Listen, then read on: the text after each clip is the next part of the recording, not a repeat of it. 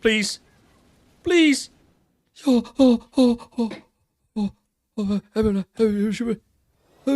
Please tell me it's over. Hello, welcome back to another video. There's a bit to cover in this week's video. As you probably know by now, Land of the Morning Light has been released.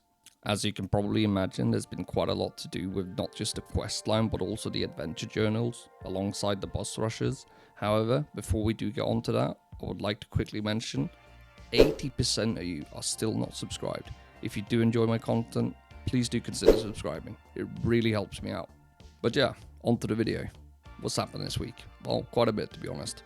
As I said, I've been really busy with the new region coming out. It's literally been tons to do. Not just the quest line takes like what, 6-7 hours, and on top of that then you got to do the adventure journals, and if you're doing them solo it's probably another good 5-6-7 hours to complete them as well.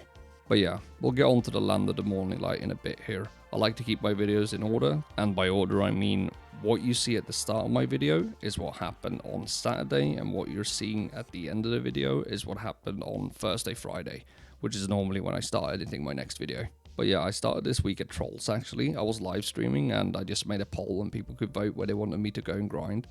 I've never done Trolls, so obviously everyone voted for Trolls so they could see me die a bit. I did die a few times until I learnt it, and to keep it short and sweet, I think Trolls is kind of one of my go-to spots now. Assuming despairs at least are sellable at like 30 mil plus, definitely going to be doing some Trolls, because it's kind of similar to Gearlord Underground in the sense that you're barely moving around in between the packs, which is why I love Gearlord Underground so much. But yeah, like I said, it did come with a price, which was me dying quite a bit. As you can see here, I get fucking gobsmacked. Luckily, I didn't lose any valuable crystals. I only think I lost like a Viper, which is not a big deal. It's like, what, 300-400 mil? And in the grand scheme of things, that's a drop in the ocean, right? But yeah, speaking of losing crystals, I did lose some valuable crystals, matter of fact. As I recently hit 65, I decided to try and grind on my Wusa, because I've always wanted to give it a try, but I was kind of locked in on finishing 65 on a Berserker first. So yeah, I gave Wusa a shot, and I don't know if this problem was related to Wusa or my undervolt or my CPU that I have. Regardless, that's not important. But what I'm trying to say is I had a crash, and during that crash I lost a crystal, which obviously was a rebellious. Couldn't be better, right? And yeah, unfortunately I have used my 2 yearly crystal restorations. I had to use them during a snowstorm I had in March, so that's not an option, but nonetheless it could be one of the new 5 billion crystals that I blew up, so I'm happy it was a rebellious in retrospect, you know. But yeah, on the topic of the price of the new crystals, I do think it is kind of scary that they are worth that much silver and you might just lose them because of a game crash. So yeah, I hope we can have a better system in terms of crystal restoration. I understand that they can't, handle how many, infinite requests, but I do feel like if the game is just crashing because BDO is BDO, then I feel like you're owed a restoration to your crystal. Yeah, also opened some boxes, as you can see. Didn't really get anything nice this time around. Basically some fail stacks and a few crons. However, I did get something cool from Olens this week. Not a rich merchant rings piece, but it was a fragmented Elviad. I've never had one, so to me it was cool. Also, did finish my Tet Crow's insignia this week, which was nice, so I'm on the final stretch to get pen now.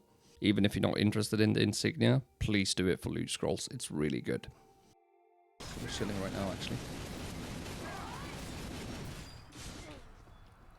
We're not chilling. Also, like you saw, I am learning that there are actual mechanics and damage being dealt to me now.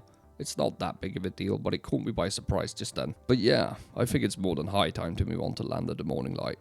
I have a lot of mixed feelings about this piece of content, and the main concern I kind of have is the non-skippable cutscenes. I don't mind watching a lot of cutscenes if they're well made and, I feel like they're actually kind of solid. But for me, these cinematics are just very, very, very mediocre. Maybe I'm spoiled having come from, watched, and people are going to think I'm a Blizzard shill now, but undeniably, whether you play World of Warcraft or not, they do make banger trailers for it. Same thing with Diablo, they generally make really good ones. Maybe not as of recent, because I feel like the Diablo 4 marketing has been all over the place. Either way, that's not why we're here. We're here for BDO. I'm just using it as a comparison because it's the only thing I have to compare to. That said, I just think they've done too many cutscenes, What they should have done instead is like maybe give us 10 to 20 minutes of really, really high production quality cutscenes, right? Rather than having hundreds of half-assed ones. Sorry, but that's how I feel. So yeah, maybe I'm just spoiled, but I do feel like the cinematics and cutscenes here were a bit underwhelming for the most part. So I wasn't really interested, which is why the unskippable part makes it more of a nuisance than it needs to be. And I don't think it's the impression you want to give new players either, right? If they want to skip it and they don't want to watch it or whatever, I think the option should be there. You shouldn't be punished and have to watch something you don't want to watch. Anyway, now that my rant about the cutscene part and whatnot, I feel like a lot of people can relate to it. But now that that's done, let's move on to the actual content and what I think so far. First and foremost... What? Don't tell me I have to redo it. What? Nah, no shot. What? What? What? Did you see that? There was not even a warning.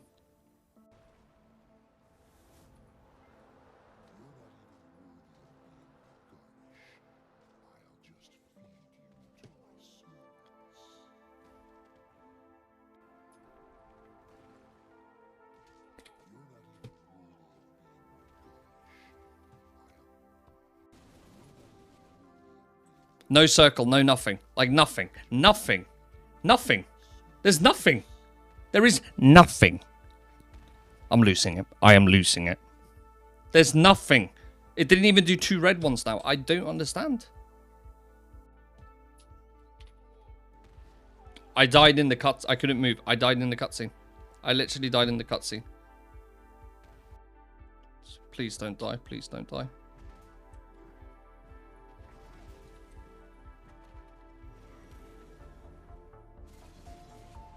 Please. Please.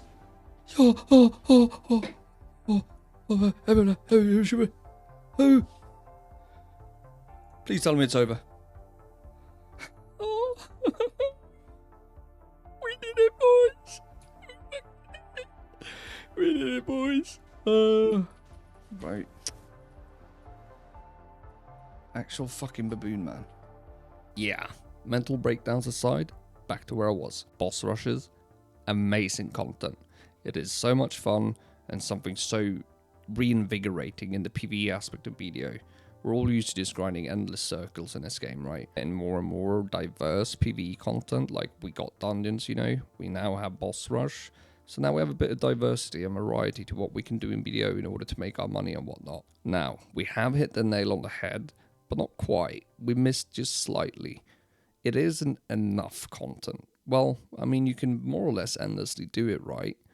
But you're kind of gate kept to 5 attempts, and you're only going to... I mean, realistically, once you learn these things, you're only going to be doing them for like, what? Half an hour tops every week, which is a shame because it's brilliant content. So I hope they really... Maybe they revamp it somehow in the future. Or better yet, they increase the amount of times you can do it and add more bosses to it. Basically, what I'm saying is it's a good piece of content and there's so much potential. But yeah, as you can see here, I managed to get my C7 Bamboo Legion Lieutenant kill. I got a 9:34, and as of currently, surprisingly, it's holding the fastest time and highest level cleared for him. So yeah, that's cool. Yeah, surprisingly, I have the top time, which is baffling because I only ran it. That was my 2nd attempt. So yeah, I plan to go back with some Elixir of Deep Sea and some other min-max and see how much I can squeeze out of it, you know? How low in time can I go? Not to mention, the higher I place, the better my reward is, right? So there's a reason to do it. As far as reward goes, I don't know if I got lucky or not, but I got 2 of the crystal thingies. I think that's pretty carried, not sure. However, like I said, I don't know anything because I went into Land of the Morning Light completely naked, as in I did no research, right? The only thing I knew is that there was some new adventure logs, the questline is going to take some time, yada yada. But yeah, I wanted to re-experience the first experience I had with BDO, which was back in 2016, the pre-week start. That's the first time I played. I just loved exploring a new game, so I went back to basics, I guess you could say. And I really enjoyed it. It was fun doing it naked. God damn it, not naked, it's not what I mean. Don't get any fucking ideas. I mean I didn't do any research. Christ.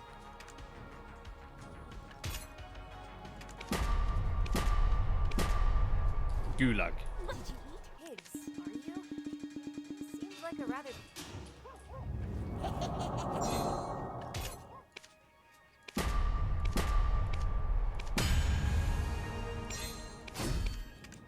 Right, first duo attempt. Oh, actually, hang on, I can bulk that stack. I can bulk this stack. Let's do that. Might as well.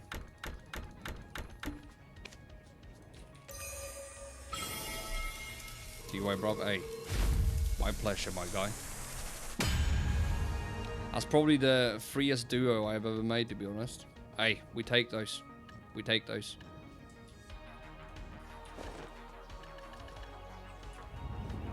Bro, big gains for me right now, dude. Skill issue, I agree. Yeah, either it goes or it doesn't. Just tap.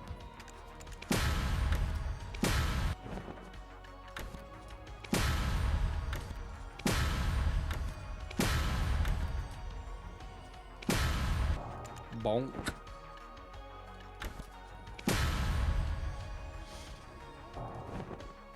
Yeah, that's more than enough.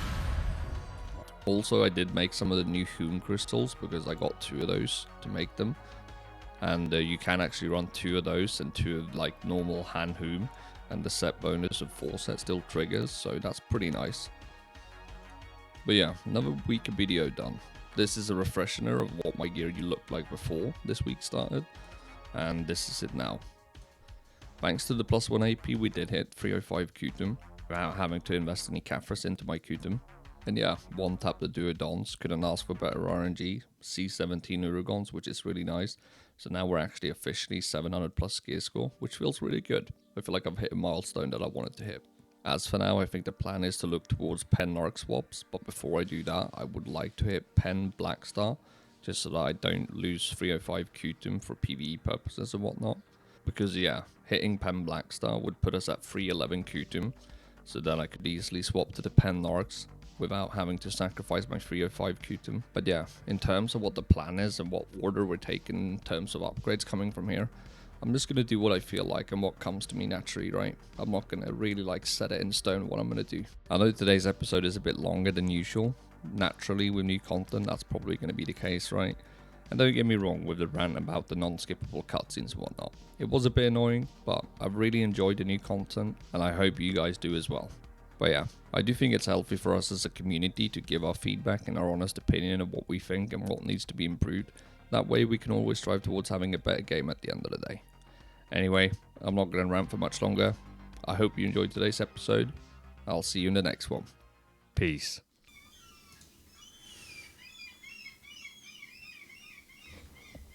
Bro, I'm literally trying to edit.